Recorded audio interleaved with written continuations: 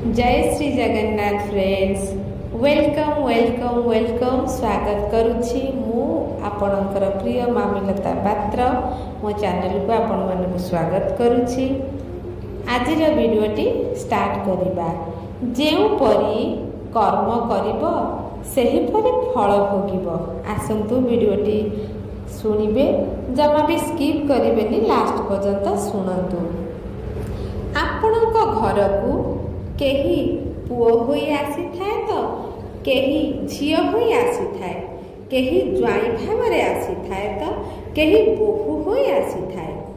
वास्तव रे एमाने समस्ते किए?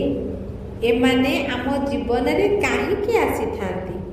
जेउ लोक मानक सह तुमर कर्मर फल र हिसाब किताब थाए सेही माने ही जीवन रे आसी थांती।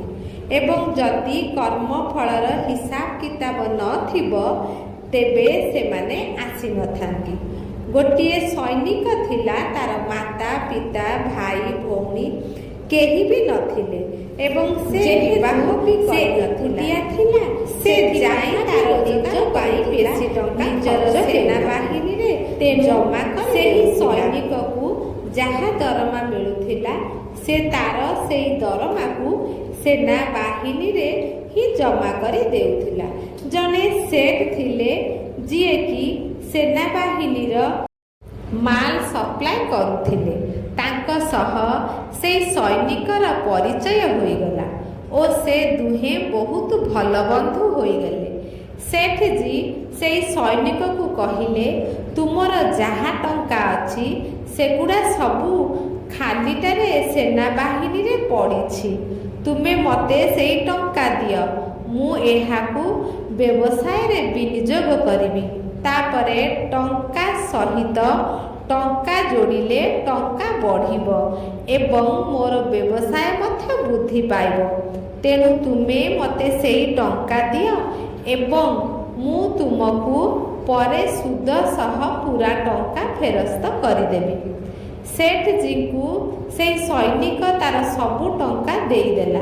सेठ जी से टंका को व्यवसाय रे विनियोग कले। वर्तमान तांकर व्यवसाय वृद्धि पाइला, से बहुत रोजगार करने को लगिले एवं व्यवसाय भी बहुत बढ़िला। किछि दिन मध्यरे सेना रे युद्ध आरंभ हैला। युद्ध रे से सैनिक गोटिए घोड़ा उपरे चढ़ी युद्ध करने को जाइथिला। सेही घोड़ा एते खराब थिला जे सेही सैनिक जेते जोर रे तार लगाम को टाणुथिला सेही घोड़ा सेते जोर से धाउथिला। टाणी टाणी सेही घोड़ार लगामटी छिंडी जाइथिला एवं से दौड़ी जाई शत्रु मानक मध्यरे ठिया होई जाइथिला।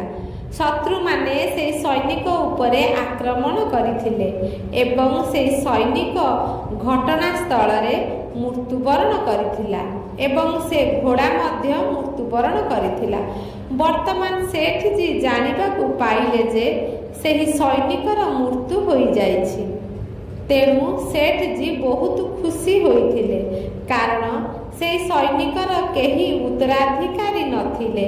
वर्तमान सेठ जी टंका देबे तो काहाकू? सेठ जी भाबिले, वर्तमान मोर व्यवसाय सहित टंका मध्य अछि, मोर व्यवसाय मध्य वृद्धि पाउछि आउ टंका फेरस्त नेबा लोक भी नाही। सेथिपाई सेठ जी बहुत खुशी होइथिले। समय अतिबाहित हैला एवं किछि दिन परे सेठ जी को घरे एक पुत्र संतान जन्म हैला।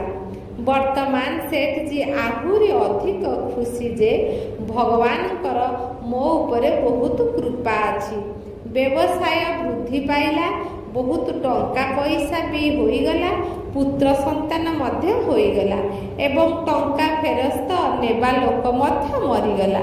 सेठ जी बहुत खुशी। सेही पिलाटी पिला दिनरु ही चतुर थिला, पढ़ा पढ़ी रे मध्य बहुत बुद्धिमान थिला एवं सेठ जी परी ही चतुर थिला। सेठ जी ताकू बहुत भल भाव पाठ ପଢ଼ାଇଲେ।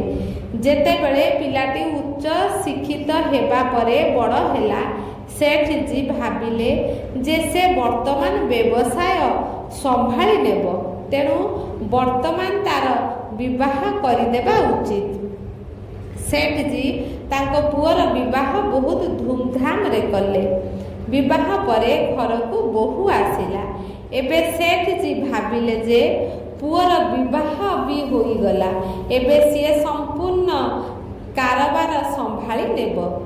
କିଛି ଦିନ ଆରାମରେ ଗଲା ପରେ ହଠାତ୍ ଦିନେ ପୁଅର ସ୍ୱାସ୍ଥ୍ୟ ଖରାପ ହୋଇଗଲା। ବର୍ତ୍ତମାନ ସେଠଜୀ କେତେବେଳେ ଡାକ୍ତରଙ୍କ ପାଖକୁ, କେତେବେଳେ ହାକିମଙ୍କ ପାଖକୁ, ଆଉ କେବେ ବୈଦ୍ୟଙ୍କ ପାଖକୁ ଦୌଡ଼ୁଥିଲେ। ଡାକ୍ତର ଯେଉଁ ମେଡ଼ିସିନ ଦେଉଥିଲେ ସେହି ମେଡ଼ିସିନର କାମ କରୁନଥିଲା। ପୁଅର ରୋଗ ଧୀରେ ଧୀରେ ବଢ଼ିବାକୁ ଲାଗିଲା। ସେଠଜୀ ତାଙ୍କର ଟଙ୍କା ନଷ୍ଟ ହେବାରେ ଲାଗିଲା ଏବଂ ରୋଗ ବି ବଢ଼ିବାରେ ଲାଗିଲା, ଆଉ ରୋଗ ଭଲ ହେଉନଥିଲା।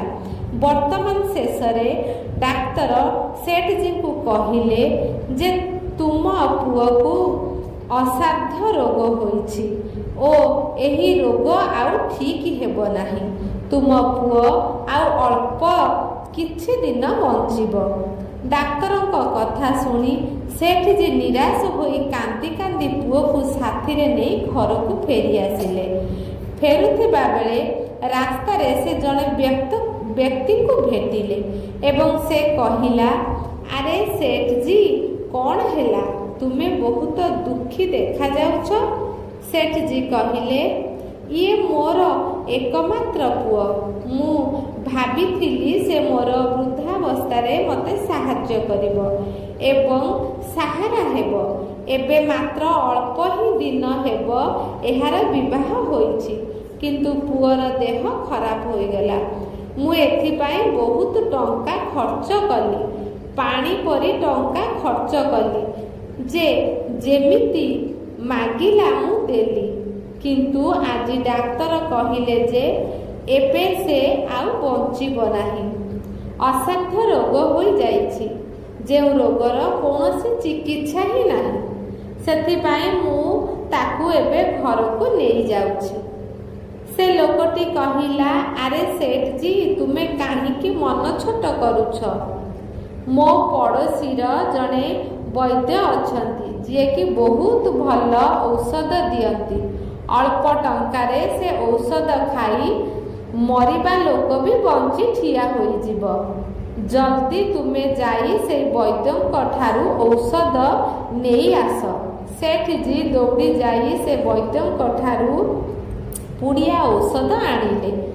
ସେ ଔଷଧକୁ ଖାଇବା ପରେ ସେ କିଛି କ୍ଷଣ ମଧ୍ୟରେ ମରିଗଲା। ବର୍ତ୍ତମାନ ସେଠଜୀ ଜୋରରେ କାନ୍ଦିବାରେ ଲାଗିଲେ। ସେଠାଣୀ ମଧ୍ୟ କାନ୍ଦୁଥିଲେ ଏବଂ ଘର, ନୂଆ ବୋହୂ ଏବଂ ଗାଁରେ ସମସ୍ତେ କାନ୍ଦୁଥିଲେ। ତାପରେ ସେଠାକୁ ଜଣେ ମହାତ୍ମା ଆସିଲେ। ମହାତ୍ମା ଜଣକ ଦେଖିଲେ ସମସ୍ତେ ଦୁଃଖିତ ଦେଖାଯାଉଥିଲେ। ମହାତ୍ମା ଜଣକ ପଚାରିଲେ, କ'ଣ ହେଲା? ତୁମେ ସବୁ କାହିଁକି କାନ୍ଦୁଛ? ମହାତ୍ମା ଜଣକ କହିଲେ, ସେଠଜୀ, ଏବେ କ'ଣ ପାଇଁ କାନ୍ଦୁଛ?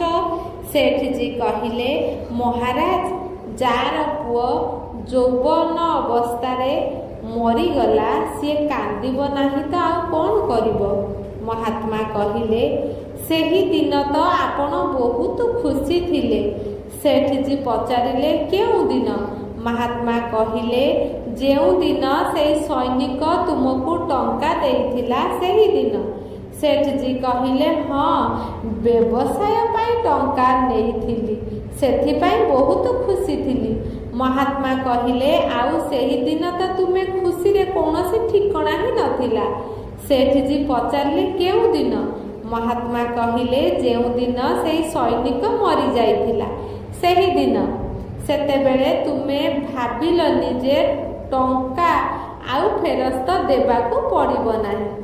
ଟଙ୍କା ପଇସା ବହୁତ ହୋଇଗଲା, ବ୍ୟବସାୟ ମଧ୍ୟ ବହୁତ ବଢ଼ିଲା, ଆଉ ଫେରସ୍ତ ବି ଦେବାକୁ ପଡ଼ିବ ନାହିଁ ଭାବି ବହୁତ ଖୁସି ଥିଲ। ସେଠଜୀ କହିଲେ, ହଁ ମହାରାଜ, ଖୁସି ତ ଥିଲି।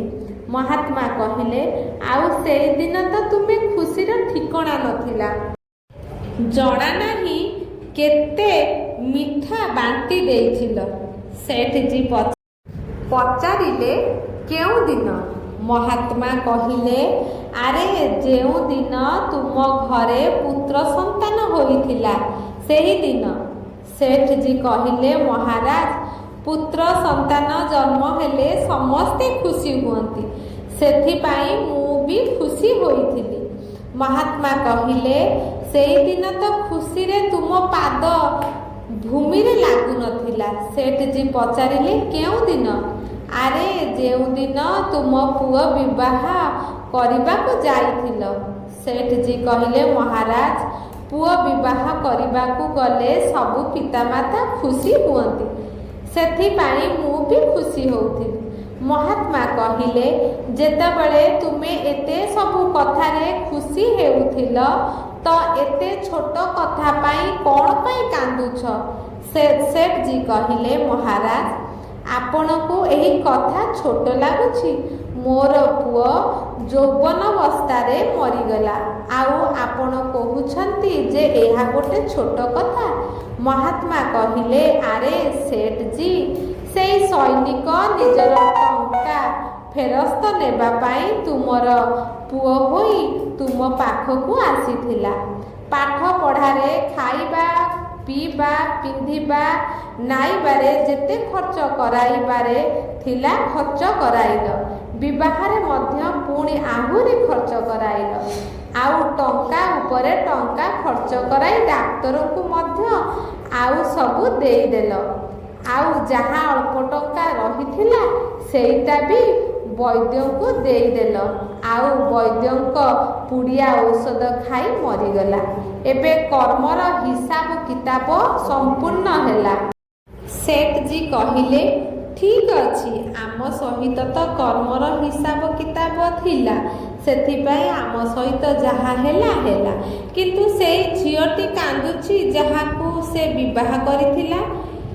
ଏହି ଯୌବନାବସ୍ଥାରେ ତାକୁ ପ୍ରତାରଣା ଦେଇ ତାକୁ ବିଧବା କରି ପଳାଇଗଲା। ତାର କ'ଣ ଦୋଷ ଥିଲା ଯେ ତା ସହିତ ଏହିପରି କଲା? ମହାତ୍ମା କହିଲେ, ଏ ହେଉଛି ସେଇ ଘୋଡ଼ା ଯିଏ ଯୌବନାବସ୍ଥାରେ ସେହି ସୈନିକ ସହ ବିଶ୍ୱାସଘାତକ କରିଥିଲା, ସେଥିପାଇଁ ଇଏ ମଧ୍ୟ ଯୌବନାବସ୍ଥାରେ ତା ସହ ବିଶ୍ୱାସଘାତକ କରିଲା। ଏହା ହେଉଛି କର୍ମର ଫଳାଫଳ। ସମସ୍ତେ ନିଜ ନିଜର କର୍ମର କାରବାର ସମ୍ପୂର୍ଣ୍ଣ କରିବାକୁ ଆସିଛନ୍ତି ଏବଂ ଏହାର ସମାପ୍ତ ହେବା ମାତ୍ରେ ଫେରିଯାଆନ୍ତି। ଆଜିର କାହାଣୀକୁ ଏହିଠାରେ ସମାପ୍ତ କରୁଛି। ଯଦି ଆପଣଙ୍କୁ ଭିଡ଼ିଓଟି ଭଲ ଲାଗିଥାଏ, ଚ୍ୟାନେଲରେ ଯଦି ନୂଆ ଅଛନ୍ତି ଚ୍ୟାନେଲକୁ ସବସ୍କ୍ରାଇବ୍ କରି ଭିଡ଼ିଓକୁ ଗୋଟେ ଲାଇକ୍ କରନ୍ତୁ ଏବଂ ଆପଣଙ୍କର ସାଙ୍ଗମାନଙ୍କ ସହିତ ସେୟାର କରନ୍ତୁ। ଭିଡ଼ିଓଟି ଶେଷ ପର୍ଯ୍ୟନ୍ତ ଶୁଣିଥିବାରୁ ଆପଣଙ୍କୁ ବହୁତ ବହୁତ ଧନ୍ୟବାଦ। ରହୁଛି। ଜୟ ଶ୍ରୀ ଜଗନ୍ନାଥ।